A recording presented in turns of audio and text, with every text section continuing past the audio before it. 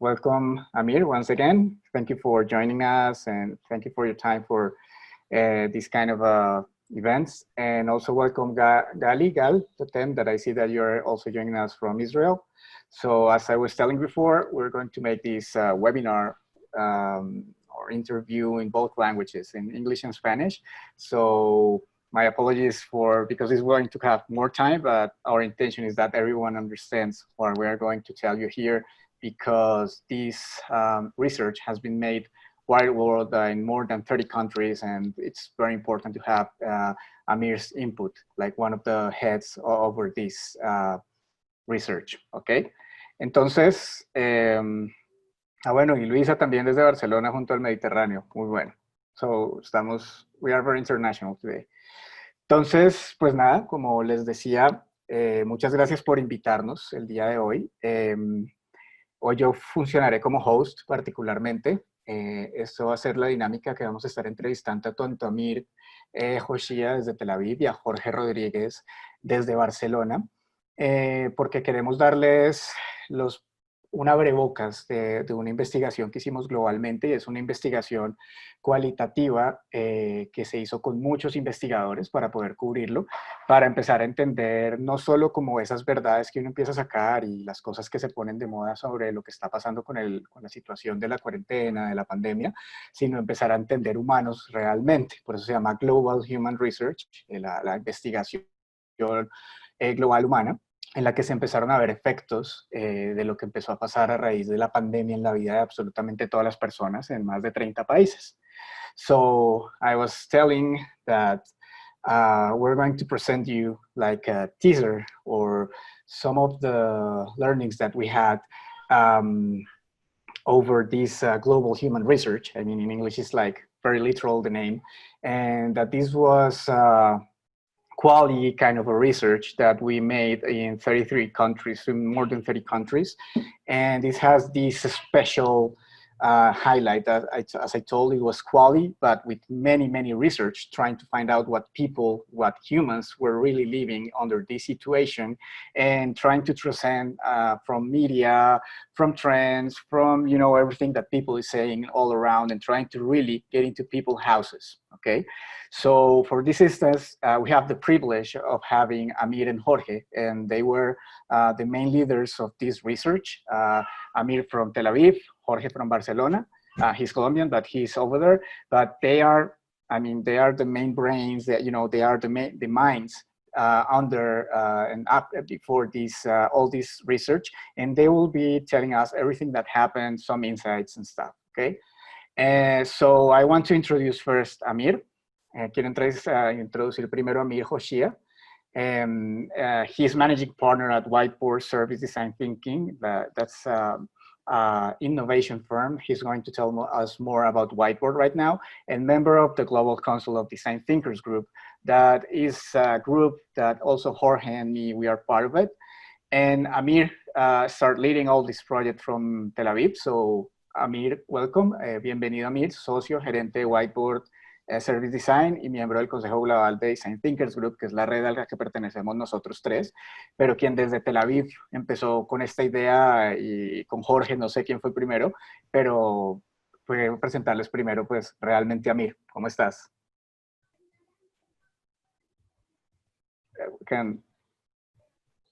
Need to turn on the mic. So I said, bien, gracias, and that is all of my Spanish, so I apologize for being the one that forces everyone to listen to two languages. So thank you for inviting me first. I'm very happy to be here to share this work that we did together with Jorge's team and with our other partners around the world in taking this challenge of understanding a little bit of how people's life changed through the coronavirus crisis and how it will change our future. And again, I'm very happy to be here, and I'm very happy to share a bit of that with everyone here. Okay. Thank you, Amir.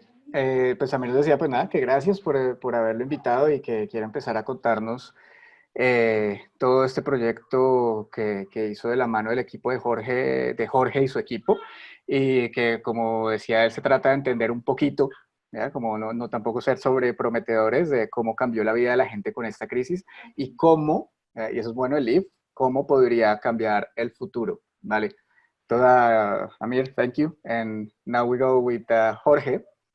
Jorge, bogotano, desde hace muchos años residente en Barcelona, es el socio fundador de la Innovation Kitchen, que es una firma en la que hacemos educación particular para particulares, empresas, digamos que, ¿cómo lo llamamos? Educación no, ejecutiva, y Design Thinkers Group Spain, que es la firma desde la que se empieza a dar todo esto, en la que se hace ya todo el tema de consultoría de innovación, y asimismo es el director de las maestrías en emprendimiento y de innovación en el ISABA, en Barcelona. Eh, y pues Jorge fue la otra cabeza detrás de esto. So now we have Jorge, that is a founder at La Innovation Kitchen, that is this firm where we make executive education for innovation, design thinking, entrepreneurship, and also the founder, Design Thinkers Group Spain, that is the other firm, that innovation firm that worked at Global Human Research, and as well he's at the Master in Entrepreneurship and Master in Innovation at Elisaba. He's the current director over there. So Jorge, bienvenido. Muchas gracias y muchas gracias por la invitación y encantado de poder compartir el trabajo con ustedes. Vale, muchas gracias. ¿Algo más que quieres decirnos? O? No, hay un montón de contenido. Me encanta hacer conexión con Colombia cada vez que pueda.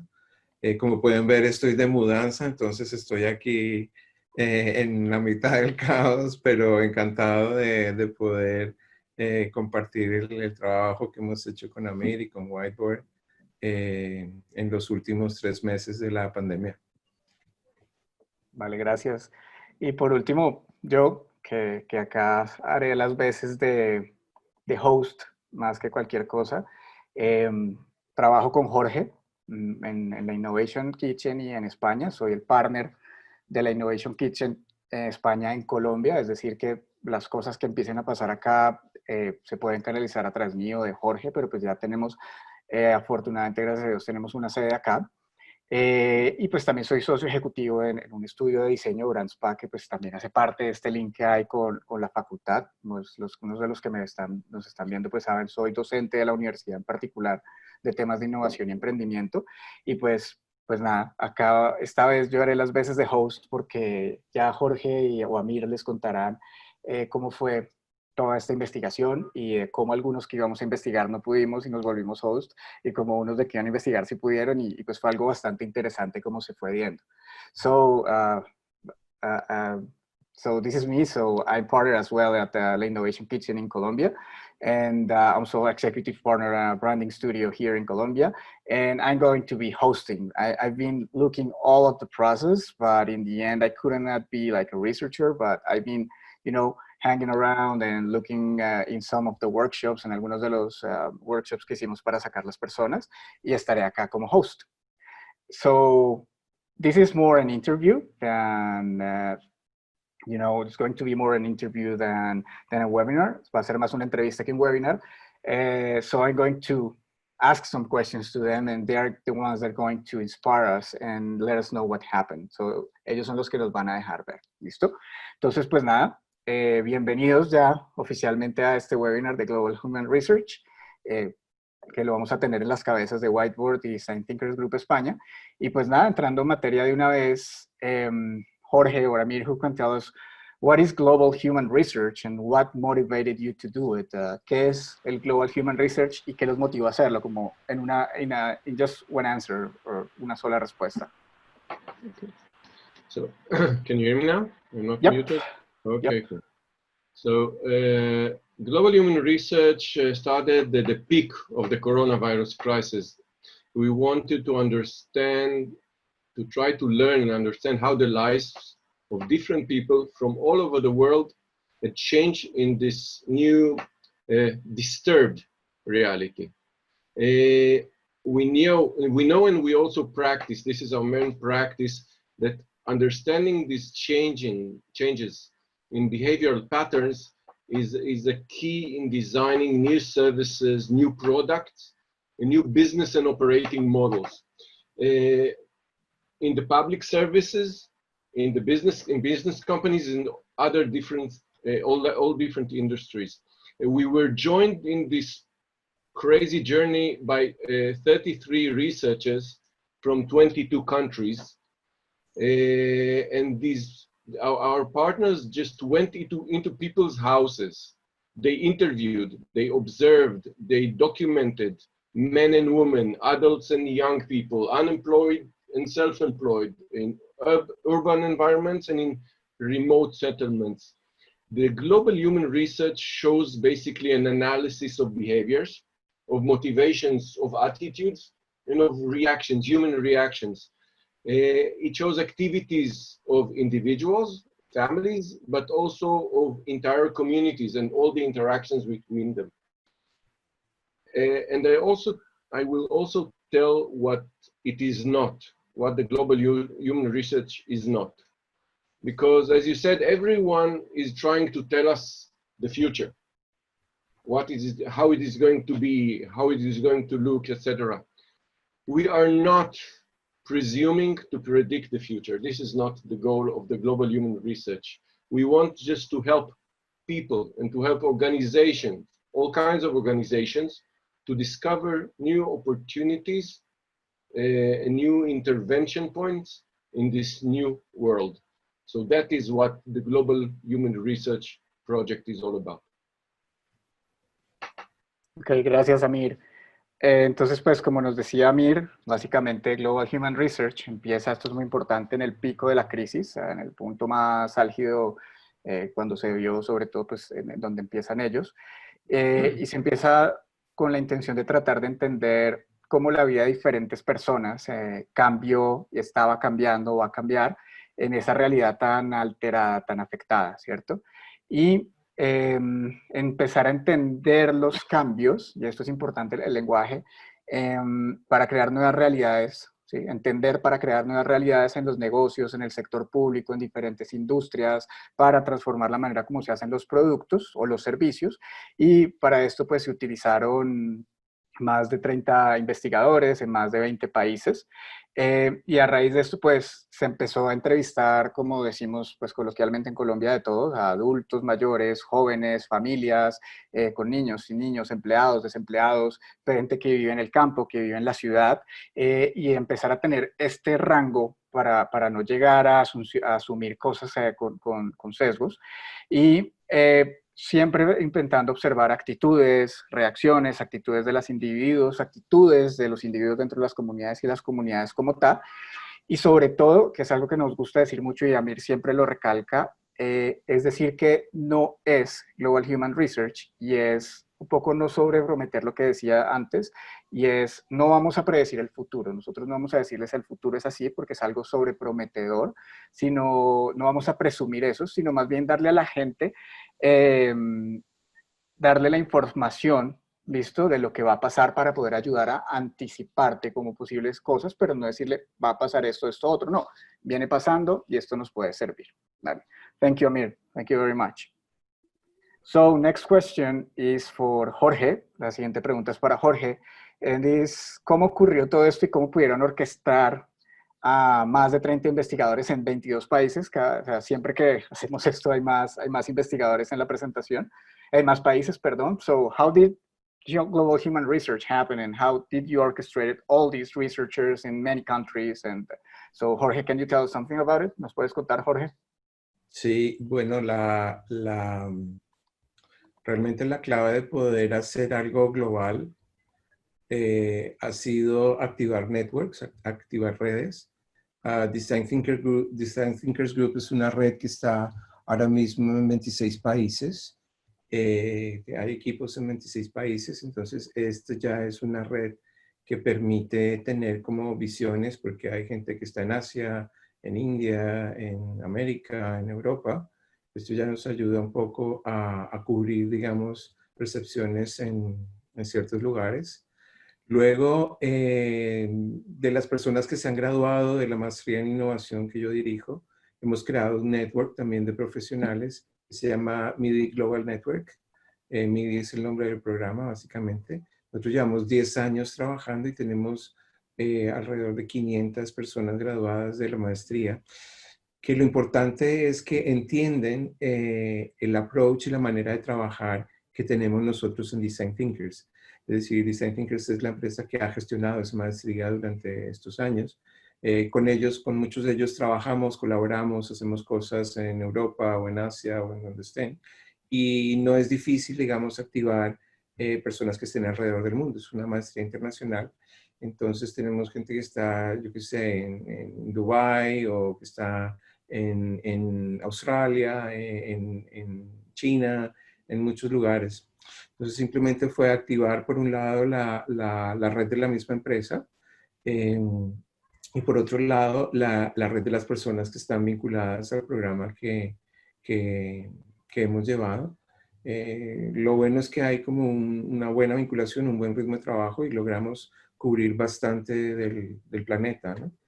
En principio había 55 investigadores que estaban listos a trabajar, pero claro, la crisis ha traído, esta pandemia ha traído muchas situaciones para mucha gente, ¿no? Cuando establecimos los deadlines, pues muchos de ellos ya no pudieron cumplir los deadlines, muchos de ellos tenían situaciones personales y quedaron 33. Ok. Perfecto. ¿Algo más como para completar o es lo que sí? Bueno, básicamente lo siguiente sería hablar como de la estructura que comenzamos a trabajar con ellos, ¿no? No sé si quieres que ponga ¿Pasa tu la presentación? Sí, slides. sí, si ¿Bien? quieres. Te doy Pongo para las... que tú compartas. Sí, ya te dejo de compartir y tú compartes. Em, Básicamente la investigación se estructura, vamos a mirar esto, a full screen, ¿no? Vamos a ver un poco como pues, el punto de partida que definimos con Whiteboard. Se trataba de entender cuáles eran, digamos, los aspectos que la pandemia estaba golpeando de manera más significativa, es decir, de qué manera esto afectaba la vida de la gente, entender cómo la gente lo recibía y sobre todo también entender aquellos como hacks, aquellos life hacks y aquellas respuestas que tenían las personas ante esta situación que era, bueno, sigue siendo totalmente nueva, desconocida, que muchas generaciones no la hemos vivido, ¿no? Pues a lo mejor gente muy mayor ha vivido alguna otra pandemia, ninguna tan global como esta, ninguna tan impactante como esta. Entonces lo que hicimos fue pensar en 4 áreas, que son las que tenemos aquí, que son personal economics, es decir, economía personal, todo lo que tiene que ver con relaciones sociales y comunidad, es decir, la parte social. La parte de salud obviamente no podía estar por fuera. Y luego una cosa que notamos que era muy importante era el uso del tiempo, ¿no? Cómo las rutinas, los días, el tiempo cambió. Entonces, lo que hicimos fue centrar a los investigadores en estos 4 parámetros que son como nuestros 4 pilares para la investigación y a partir de ahí generar pues unos esquemas de entrevista y de investigación que pudieran crear otros subtopics, es decir, otras nuevas subáreas de interés que vinieran directamente de la gente. Y nosotros establecemos un parámetro, un paraguas de 4, y la respuesta de las personas pues generó muchísimos subtemas más y muchísimos temas que nosotros obviamente no habíamos considerado y que surgen de la situación de las personas, ¿no? De la vida y de la vivencia de la gente que se contactó y que se entrevistó. De todo eso, y después de mucho trabajo con inteligencia artificial y humana, llegamos a estos 24 principales, nosotros los llamamos buckets o subtags, que I don't know, Amir, if you wanna go into this, maybe. You muted? Still muted? Yeah, I'm muted. I said that I'm not used, that you don't need translation. I'm waiting for you to be translated. Then I figured out that you don't need to be translated. Um, so, yes, I just wanted to deep dive into some insights that we thought that might be interesting. Some things about house, family, and work. Some words about consumerism, and maybe about even some words about smart shopping. So when we talk about the house during the coronavirus pandemic, we talk about very crowded houses. We're talking very crowded houses for many people for a long time.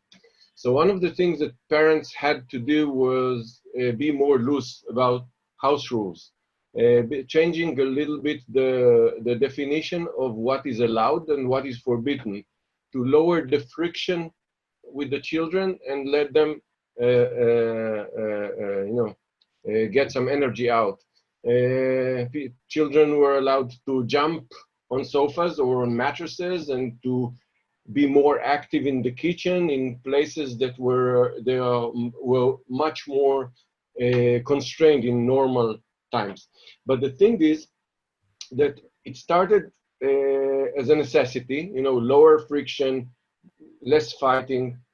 But with the time, the sense of independence was evolving, both for the children, but also for the parents. So unintentionally, it created more trust in many houses, and more trust in for parents in their children's choices.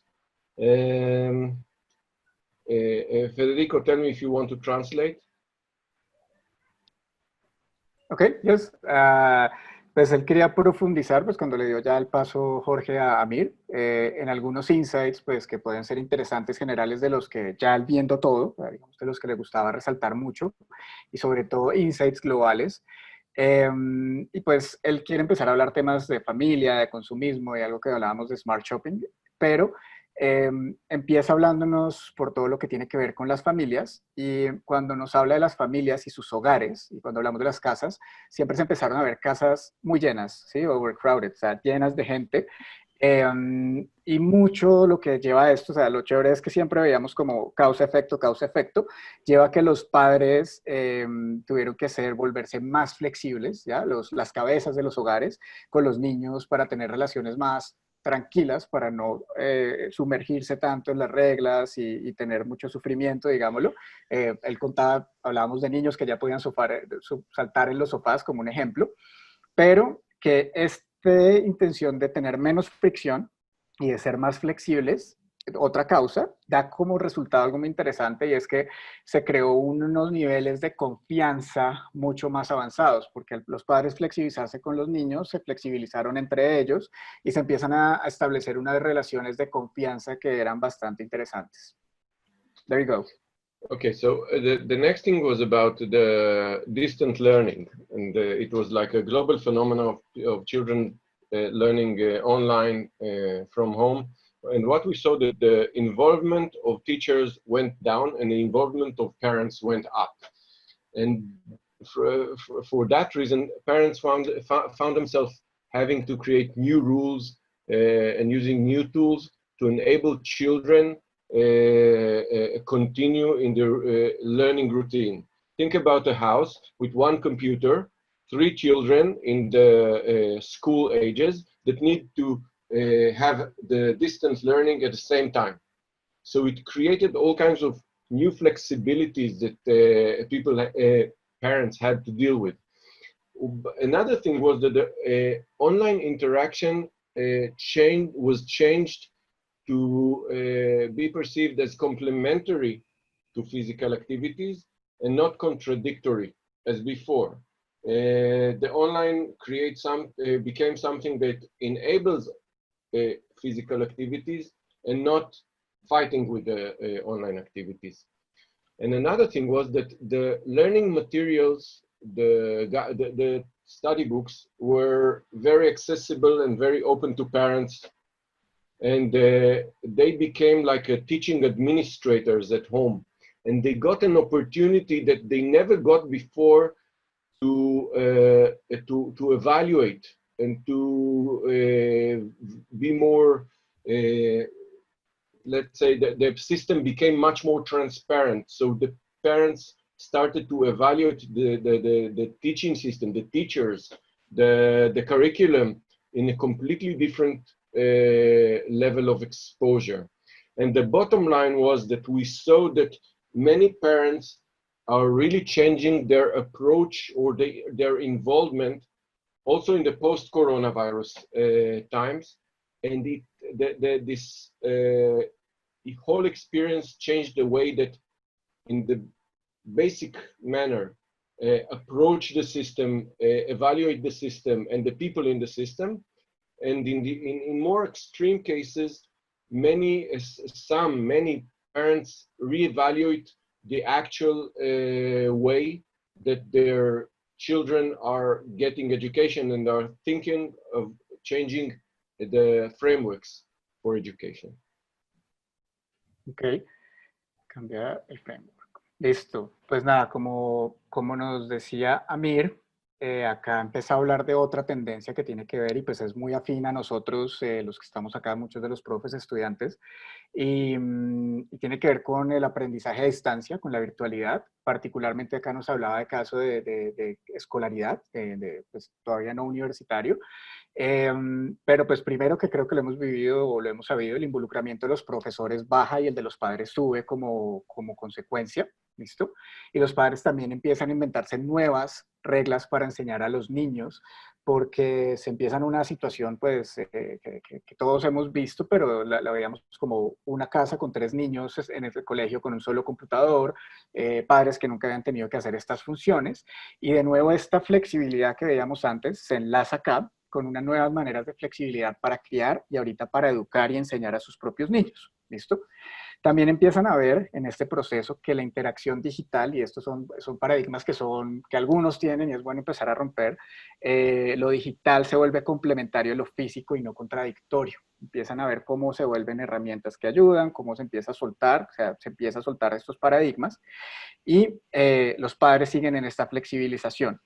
Adicionalmente, pues tienen esto, ven como esta ventaja con esto complementario de cómo el material de aprendizaje, los libros, todo está muy accesible para los mismos padres, y estos padres se vuelven administradores de enseñanza, le dice teacher administrators en casa, pero son como estos administradores de enseñanza, administradores del estudio, y al volverse estos administradores como unos project managers en casa de las clases, el sistema pues se vuelve mucho más transparente para los papás empiezan a entender de enseñanza, se vuelve transparente, ven las fallas, lo bueno, lo malo que tienen como tal las academias y empiezan a evaluar mucho más críticamente y empiezan a dejar este cambio de involucramiento incluso ya después de casos de cuarentena. Pues por ejemplo tenemos el caso de Israel, que hace más tiempo abrió las puertas, entonces siguen estas costumbres, se dan cuenta que pueden ir más allá, que pueden cambiar sus maneras de involucrarse y adicionalmente se vuelven más involucrados, o en casos más extremos que contaba, ya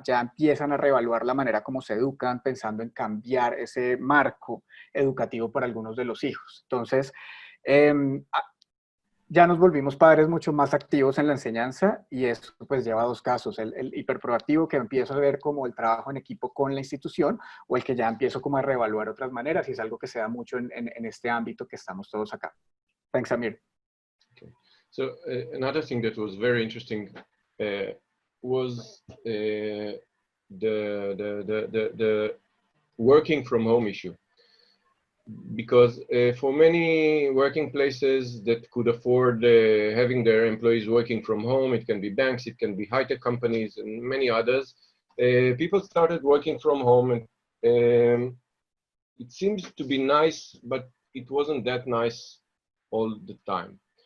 Because the one thing that we discovered that people that work together, the same working team,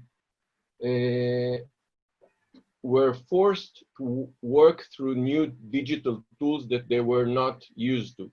So it created like a new a new gap between team members, that some of them were more digital and more agile in adjusting, and some of them, in many cases, the older one and the senior one were less able to adjust themselves. So it created, in many cases, a mess, and many of them were forced to run and to close this gap between with their peers. Parents that worked from home had less free time than their colleagues that were single or that didn't have children. And they were very stressful to show over-functioning versus their teammates, with like a sense that they need to prove themselves, with the fear of losing some status, professional status, or maybe even losing their job in this financial crisis. The illusion of spare time created like an expectation for being with limitless accessibility. I'm totally accessible all the time, and it created overload and disruption in routines, even for people that were used to work from home before the crisis. Think about it. Working from home with children during the coronavirus pandemic is not like working from home when children are at school. And the bottom line was that when managers, mostly direct managers, didn't create a regular routine that combined personal independence of team members with pre-scheduled meetings and pre-scheduled reporting routine, people that did that worked amazingly. They upgraded the way they work, and managers that didn't do that and just popped up on my Zoom screen created like a chaos that was mixed together with my family life that was like just outside the door. Okay. Entonces, otra cosa muy interesante que de lo que vio globalmente Amir es lo que tiene que ver con el teletrabajo, que pues ha generado demasiado ruido en todas partes. Y pues nada, primero es un poco como que originalmente pues muchas empresas antes no lo habían considerado, se empieza a considerar, parecía algo muy interesante, algo muy bueno, pero realmente cuando se puso en la práctica no lo era necesariamente o no lo era para todos, ¿ya? Lo primero que empieza a pasar es generarse unos gaps. Los primeros gaps tienen que ver no necesariamente generacionalmente, sino la diferencia entre los que ya sabían usar estas herramientas como en la que estamos ahora y muchas otras que empiezan a obligar y las que no. Y hay muchas personas que ya sea por la edad o porque el tipo de formación que tenía, no tenía este conocimiento para hacerlo y empieza a generar gaps dentro de las compañías. Incluso más allá de lo que nosotros podemos ver, se empieza a dar esto, ¿listo? Y sumémosle también a los padres, pues los que somos padres y trabajamos en casa con los hijos, pues nos empezaba y los que veíamos era algo global, que hay que estar menos tiempo que el soltero o el que no tiene hijos. Y este tipo de diferencias de falta de, podemos llamar, de equidad en las condiciones que había tanto para el que no sabe o el que no tiene el tiempo por su situación familiar, empezó a generar mucho sobrecarga de estrés a sus perfiles respecto a sus colegas, el miedo de perder el estatus, de perder su trabajo en medio de la crisis. Y en estos perfiles particularmente se empieza a comparar con el que sabe, se empieza a comparar con el que tiene tiempo y se empieza a dar en esto. Y eso se empezó a sumar también a algo muy importante, que es esa ilusión que se empieza a crear y que creo que muchos de los que acá somos docentes lo hemos vivido, y es entre el tiempo y el espacio y el tiempo que se gasta y ese acceso ilimitado a la tecnología y ese tiempo que se empieza a volver ilimitado y empieza a haber una sobrecarga en rutinas, incluso en los que trabajaban en casa desde antes, porque pues él dice, es matemático, usted podía trabajar en casa pero tenía el niño en el colegio, ahora no. ¿Sí? Usted podía trabajar en casa, pero tenía una ayuda, ahora no. Entonces, por más que las personas estuvieran acostumbradas a estar en casa, empieza a darse esta sobrecarga y le sumamos, por último, que la mayoría de cargos gerenciales, de jefes, directores, la gran mayoría no generaron rutinas para poder respetar y poder equilibrar este balance entre la vida personal de la gente con sus agendas de trabajo. Voy agendando, te tengo a la mano, apareces, de repente aparece mi jefe de la nada, y pues se empieza a ver también otro gap. Los gerentes, los jefes, los cargos directivos que sí empezaron a hacer estas rutinas pensando en su gente y mejoraron mucho la producción, mejoraron mucho la relación con sus empleados, pero los que no empezaron a mezclar y a generar unos caos de mezclar vida familiar con la vida del empleado como empleado, y se empiezan a dar este tipo de cosas. Entonces, se genera un gap, ya sea por conocimiento tecnológico, por el tipo de familia que hay, por el tiempo que queda con o sin hijos o con o sin padres o este tipo de cosas. Y por último, el manejo que se le dieron a algunos de los gerentes también y jefes empezó a afectar a las rutinas de las personas de cómo se mezclaban. So, thank you, Amir. Okay. So, and the last thing that I want, the last example that I want to share was one of the areas, one of the issues that we really liked.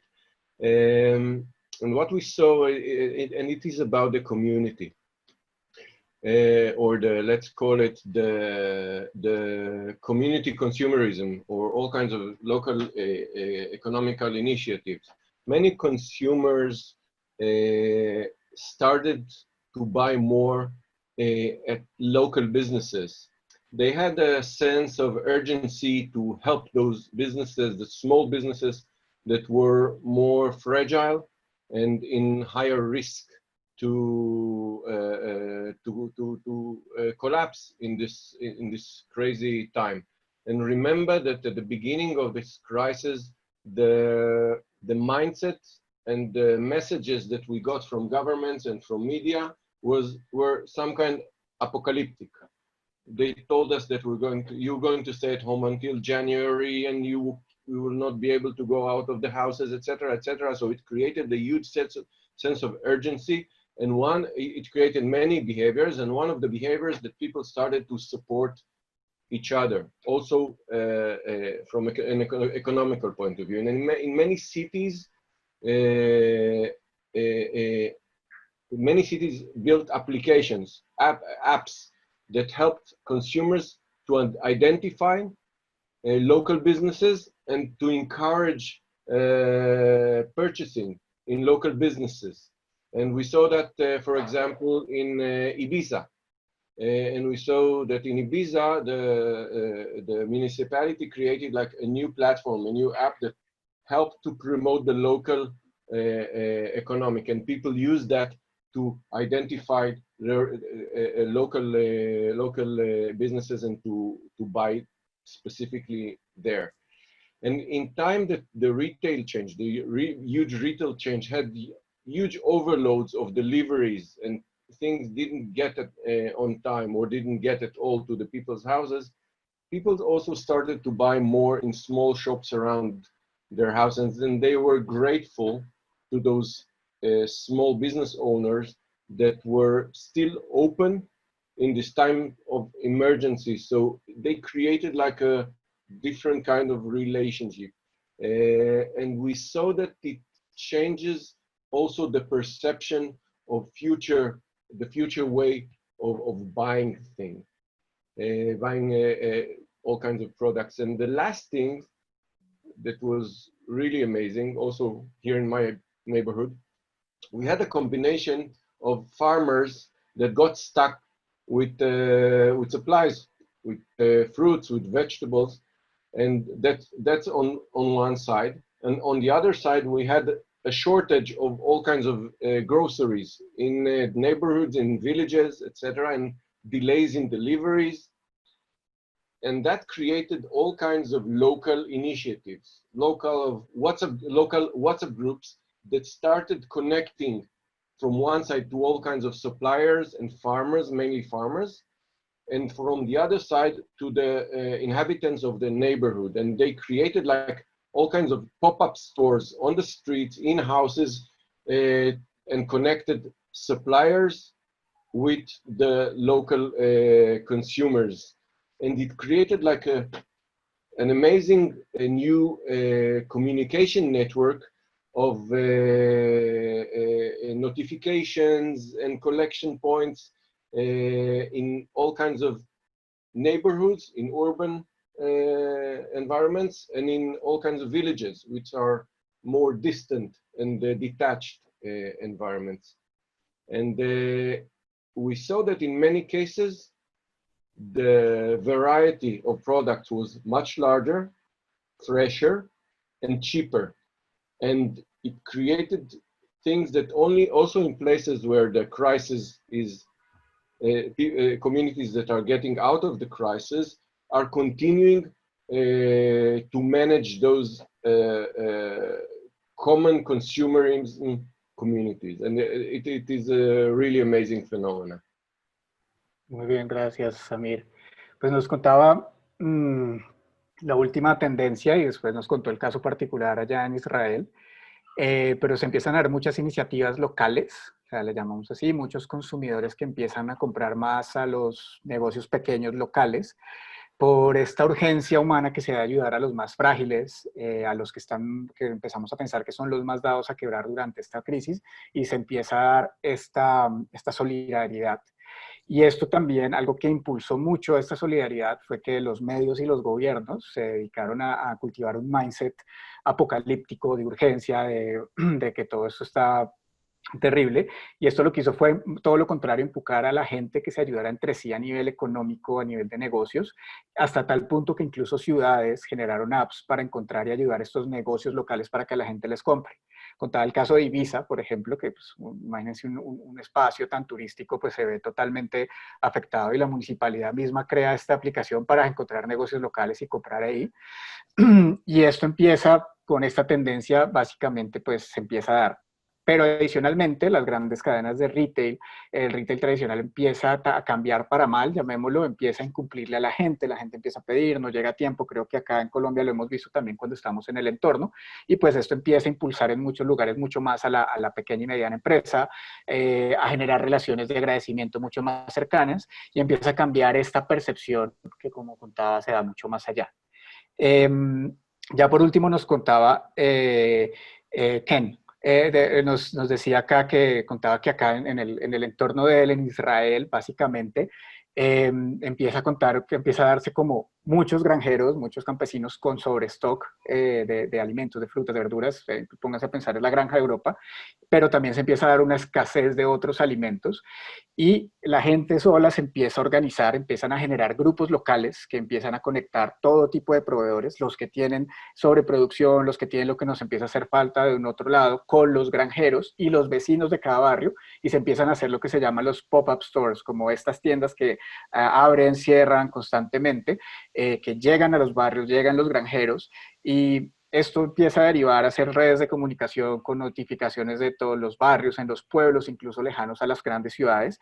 Y fue tan exitoso y tan bonito y tan natural que, pues, que primero la variedad, lo que se empieza a conseguir es mucho más grande, la comida llega más fresca y un mejor precio, e incluso pues las comunidades que ya salieron de la crisis o están saliendo decidieron quedarse con estas prácticas, ¿vale? No pasamos de ese estado de ultraemergencia, de cómo ayudamos al otro, pero se hizo para quedarse, y se está viendo en estos momentos. Pues ya también es bueno ver también esos países en los que está pasando.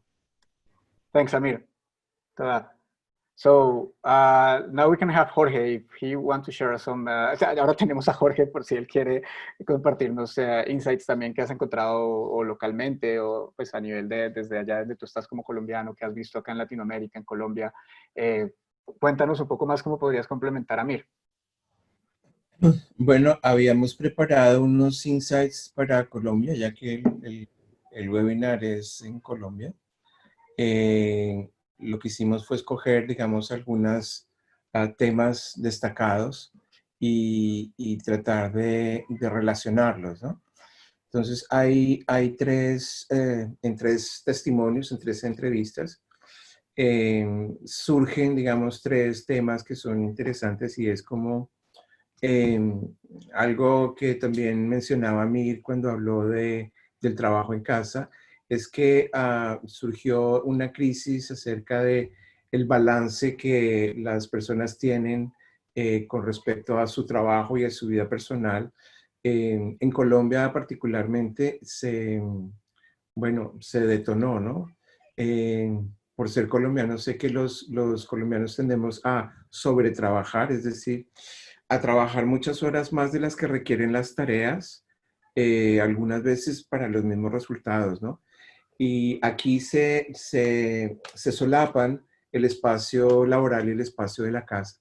Es decir, esta jornada laboral se hace infinita, ¿no? Se hace como demasiado larga porque hay una falta de control o un desorden en cómo yo puedo crear un horario o unos segmentos para el trabajo y otros para la vida del hogar. Esa diferencia que hay entre ir a trabajar y volver a casa ya no existía más.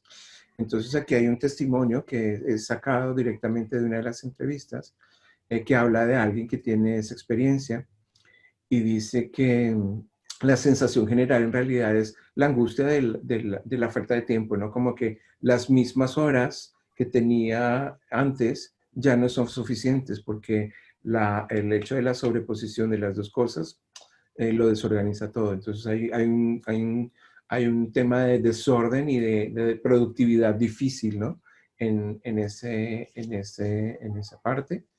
Luego esto tiene, digamos, un lado que es interesante y que también tiene que ver mucho con la cultura colombiana y es esa manera de trabajar flexible, es decir, esa manera de buscar los caminos hace que la gente, y el no ser estricto con los horarios, hace que la gente tenga la oportunidad de también entender en qué momentos son más productivos, ¿vale? Entonces hay una búsqueda de ese balance entre la vida y el trabajo y los colombianos particularmente no han tenido problema en decir, bueno, yo quiero durante el día vivir mi vida y mi familia y voy a ser productivo cuando se van a dormir, ¿vale? Esto fue algo que encontramos muy frecuentemente. Es decir, la flexibilidad de sobre trabajar, pero adaptar el horario a el tema de poder disfrutar, de poder estar cerca de la familia, por lo visto tiene un peso muy importante el tema familiar. Entonces decidieron en muchos casos que encontrar en qué momento era en donde puedan producir mejor y trabajar mucho en ese momento para poder compartir y, bueno, vivir la pandemia de una forma más llevadera, ¿no? Pienso yo. Eh, a mí me llama la atención que las insights que hemos escogido, claro, están en un rango de edad entre 26 y 38 años, que es una edad altamente productiva, ¿no? Es un momento profesional alto, especialmente en los países latinoamericanos, es como especialmente productiva, es un momento especialmente donde la gente tiene, digamos, un pico laboral o un momento laboral importante, también un momento familiar importante. En contraposición a eso o en combinación con eso, hay un tema de solidaridad como muy arraigado. Me imagino que es por el perfil histórico que tenemos, ¿no? De momentos difíciles o de llevar situaciones bastante complicadas. Es decir, en Colombia en específico, en los países que han tenido conflicto o guerra, adaptarse a la pandemia no fue tan difícil, es decir, no fue tan extremadamente extraño como en los países que tenían más sistemas más estables, más pacíficos y más controlados, ¿no? Entonces aquí lo que se desarrolla es como que la gente se lo toma como, vale, estamos aquí encerrados, vamos a disfrutarlo, ¿no? Entonces comienzan a haber muchos tipos de reuniones, de celebraciones, de juegos, tratando de ver como el lado positivo bueno, de algo tan terrible como es una epidemia global, ¿no? Creo que es una experiencia que viene de la experiencia de la violencia colombiana, en donde hasta la tragedia más terrible, al día siguiente tenía 25 chistes y 50 bromas circulando para mitigar, ¿no? Ese dolor y esa forma de afrontar las situaciones muy difíciles. ¿vale? El optimismo se ve aquí. Digamos que en otros países había otro tipo de actitud, ¿no? Con respecto a cómo abordar esto. Y más o menos aquí la idea es como, bueno, es terrible, pero tampoco nos vamos a hacer un drama demasiado de esto, ¿no? Porque estamos acostumbrados a este tipo de cosas un poco. Entonces es importante que los tres están conectados porque sí hay como momentos diferentes, pero sí hay una actitud que es de priorizar la vida, ¿no? Frente al trabajo. En otros países europeos, no sé si quieres que presente el ejemplo Sí, de para Finlandia. contrastar, está Sí, bueno. ¿hay tiempo? Sí, puede ser como contrastarlo.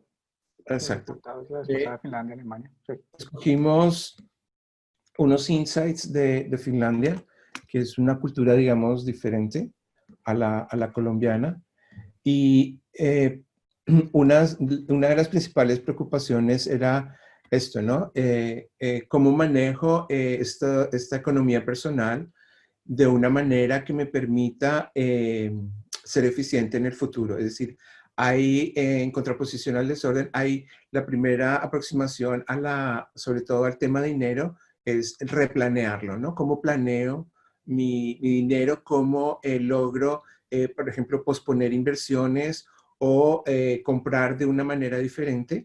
Porque yo sé que va a venir digamos, un tiempo duro, entonces planeo este ingreso que tengo, esta capacidad que tengo de ahorro, que muchas veces en los países latinoamericanos no existe. La gente hace lo del día y gasta lo del día. En países como Finlandia, pues tienen esto, ¿no? Tienen estas circunstancias diferentes. Y ellos saben que el futuro puede ser muy incierto, digamos que puede ser muy impredecible y automáticamente sienten la necesidad de planear, ¿vale? Digamos que es obviamente un mindset que tiene más cercanía al control que el mindset mediterráneo o latino, ¿no? El, el, el siguiente insight es muy interesante porque ellos ya practican la distancia social. Los países nórdicos, pues en la proxémica que tienen física, son totalmente diferentes a los países del sur de Europa, mediterráneos o africanos, en donde pues la corporalidad es importante, tocarse, saludarse con abrazo, beso, bueno, allí no es. Y la distancia social no es tan extraña como para culturas hispanas o latinas. Entonces, el hecho del distanciamiento social y la regulación del espacio no fue tan difícil ahí, ¿vale? Entonces ellos simplemente lo entienden, lo asimilan, saben que es un cambio, pero que no es duradero y saben que entre más rápido ellos puedan adoptar las normativas que establece el gobierno, pues más pronto van a poder salir de la situación, ¿no? Hay otro índice que es interesante, que es que, claro, como ellos tienen un ingreso garantizado por el Estado, sobre todo en tiempos de crisis, no sienten el afán de la productividad ni sienten la angustia de perder el trabajo o perder el ingreso por la situación de la pandemia. Es decir, tienen un sistema que es como una red de seguridad. Entonces se dedican un poco a cosas que siempre han querido hacer y no han hecho, ¿no? Entonces buscan formarse, buscan este insight que hay de A Better Version of Me es muy fuerte ahí, entender cuáles eran sus expectativas, cuáles son sus verdaderos deseos y buscar un poco, eh, digamos, hacer un upgrade, ¿no? En su propio desarrollo y entenderlo como que tienen esa aproximación a ese tipo de lujo, ¿no? A ese tipo de recursos. Son situaciones totalmente distintas y son manejos de la situación totalmente distintos. También quiero anotar pues que aquí hay un rango de edad totalmente distinto, ¿no? Hay personas mayores que tienen experiencia y que tienen una manera de manejar las situaciones distinta, ¿no? Y el social distancing sí es más similar al perfil que teníamos en Latinoamérica, en Colombia en particular. Muchas gracias, Jorge. Thank you, Amir. So, invito a la gente si tienen dudas en este momento con lo que nos han venido contando, digamos, se ha tratado de hacer un viaje de cómo nos inspiramos, cómo manejamos a todos estos investigadores, cómo llegamos a ese punto. Una mirada muy global que nos dio Amir, uno más local de Jorge y contrastado con un país tan diferente como puede ser Finlandia, como una breboca simplemente de lo que se pueden imaginar de todo lo que hay. Esto es la punta del iceberg, pero pues podemos tener unos 5 o 10 minuticos para que nos hagan preguntas a los que tengan acá ustedes, que tengan pendientes sobre el proceso, sobre cosas en particular que les haya despertado el interés. So I was telling Amir, thank you. So we made this recap about what inspired you to make this research and how did you handle all these researchers and all this global overview that you made and with these special insights from Israel as well. And Jorge's insights from Colombia and Finland, like two opposite countries. So we're going to open like 5-10 minutes for questions if you have questions, and that's it. Thank you. So, ¿quién tiene preguntas para que nos cuenten? Yeah, here we have our first question. So I'm going to make it, lo voy a hacer en inglés, so Jorge or Amir can choose who is going to answer it. So Maria Perez says that, good morning, thank you for sharing this information. I graduated from the advertising school and I want to start my own startup in order to be independent, but I don't know where to start because everything's done and it's hard to innovate. And now with all of these COVID-19 crisis, you know, it makes it harder.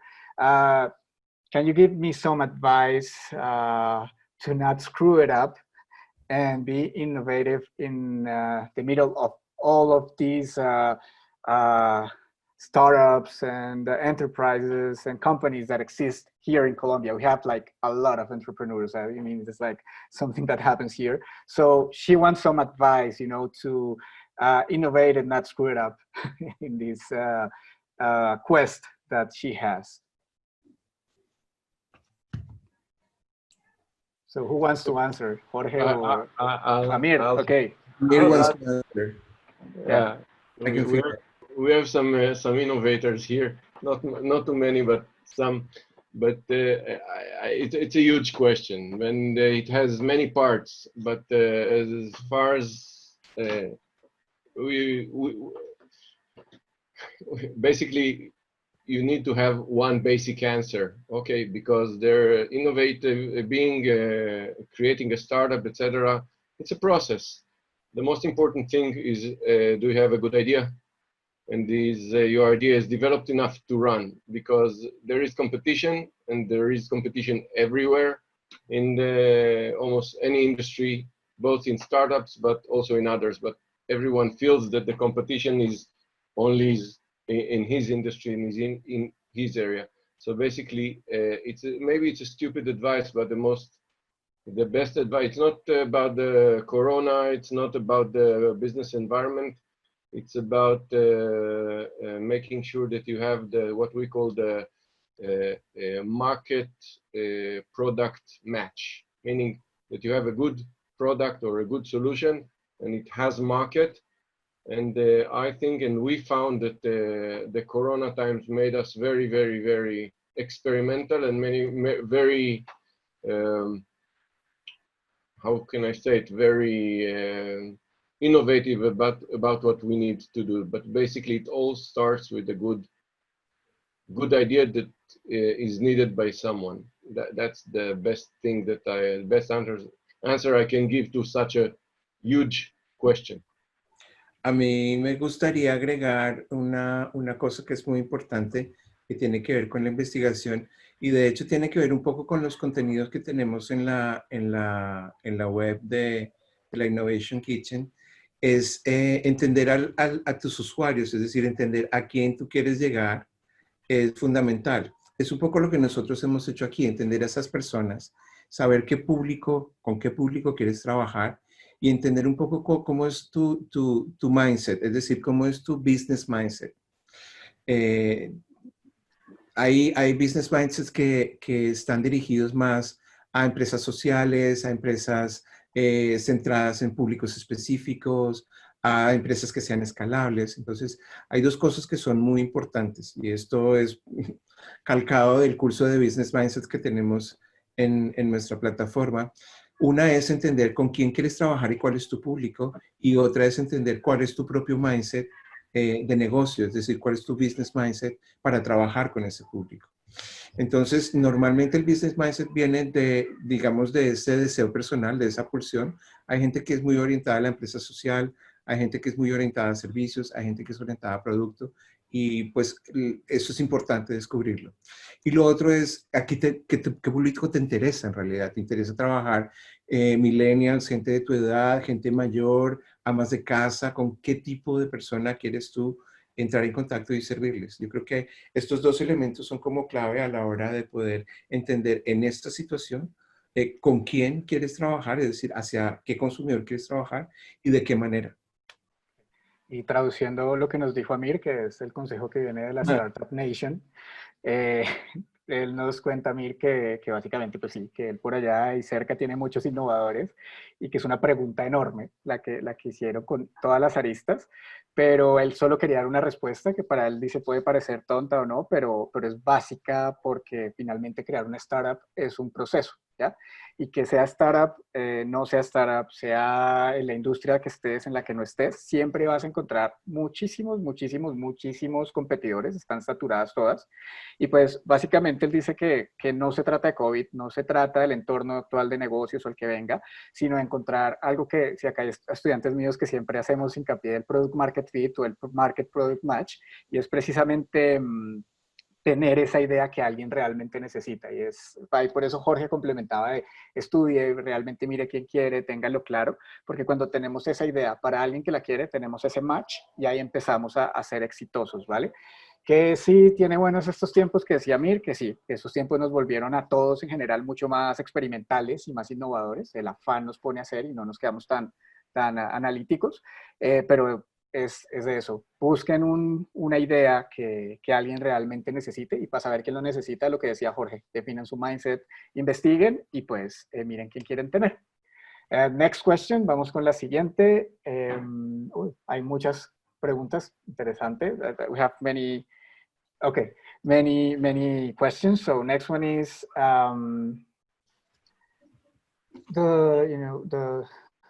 about the local productive networks that we have and particular ways that people are responding to all these pandemic and all the COVID-19 are making people to replan the advertising communication campaigns globally.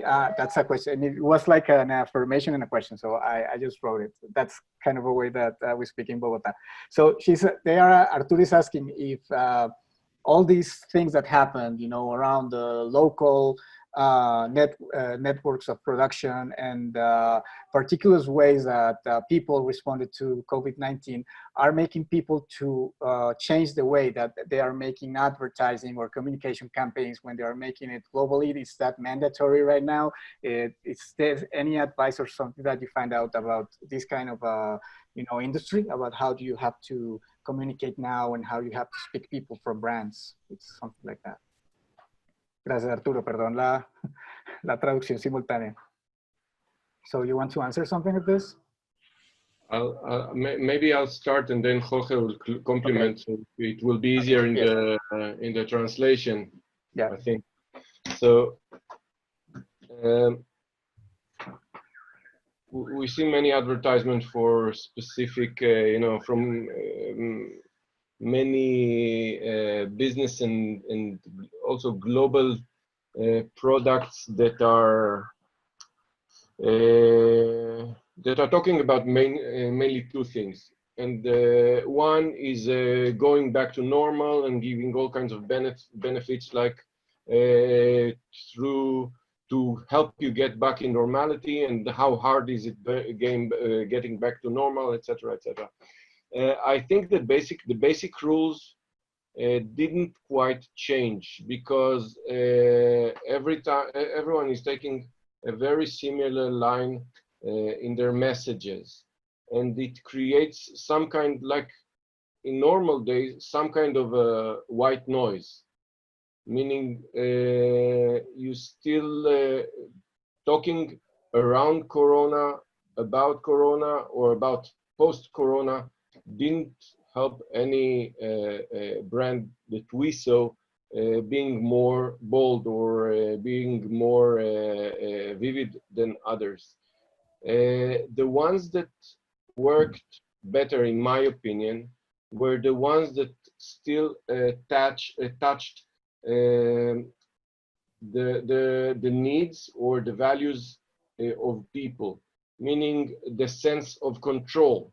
If we talk about people that feel that the control over their life was lost by the government, brands that talked about getting back control into your life were more got more, we call it more attention by consumers. So it's about touching the basic psychological motives that are relevant to the period and this period, and not talking about the big issue. That's my 2 cents, if I understand correctly your question. Sí, pues es un poco que, y creo que en la facultad lo hemos visto mucho y habla de que muchos están hablando todos lo mismo. Básicamente la mayoría hablan mucho en común de volver a la normalidad, te voy a ayudar a volver a la normalidad, qué difícil es volver a ella, un poco como si vemos todas las campañas están ahí enfocadas. Y realmente el hecho que exista el COVID no hace que las reglas en comunicación también cambien, ¿no? Y es un poco como los que están creando, la mayoría están creando mensajes parecidos, o por ahí uno ve reels en donde ve todos los comerciales son iguales, todos los videos, y empieza a hacerse como un ruido blanco, lo llama él, como el white noise del televisor, de este ruido que realmente pues lo escuchamos y ya pasa desapercibido, perdón, hablando de corona, post-corona, y pues nadie se está atreviendo mucho a nada más, no se ha visto mucho, y las que mejor empiezan a funcionar son las que marcas que más allá del COVID empiezan a pegarse realmente a las necesidades, a los valores de la gente, a pesar de esta gran noticia de que todo el mundo lo sabe, y pues de pronto empiezan a enfocarlo más bien hacia pues tomar el control o ir mucho más allá, pero básicamente es lo de siempre, ¿no? Es como se está generando todo este gran ruido y por ahí no es, y es más bien empezar a pegarle, como decimos nosotros, esos motivos realmente psicológicos y de dejar de hablar de la generalidad, más es el consejo, ¿no? Hay como unos temas de campañas muy globales, pero eso es precisamente lo que está haciendo, pasando desapercibido, digamos, o sea, es un poco más de lo mismo, entonces como volver a eso, olvidémonos de que estamos en COVID y volvamos a hablar lo que la gente realmente quiere poder oír y eso requiere investigación. ¿Algo más, Jorge, o seguimos? Bueno, yo creo que surgen nuevos temas y nuevos tonos de comunicación que son un poco ajenos a las medios masivos, ¿no? Y a las estructuras del lenguaje publicitario en general. La gente ahora es mucho más, digamos, mucho más picky con la fuente, con la veracidad de las cosas. La pandemia tuvo una cosa muy importante y es a quién le creo.